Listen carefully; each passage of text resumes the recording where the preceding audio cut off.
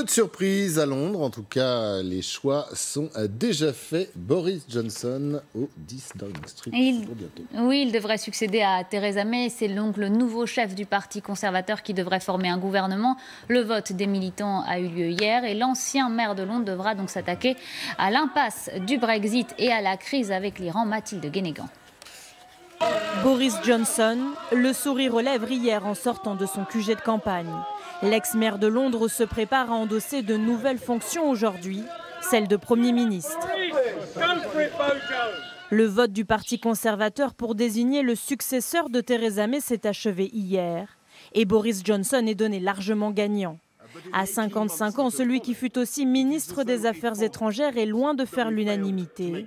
Hier, de nombreux manifestants se sont réunis avec un message clair: non à Boris Johnson. Boris Johnson représente une énorme menace contre la bataille que nous menons contre l'austérité, la bigoterie et le racisme. Il veut un Brexit sans accord et c'est probablement la pire chose qui puisse arriver à ce pays. Le Brexit, l'un des dossiers explosifs qui attend le nouveau Premier ministre britannique.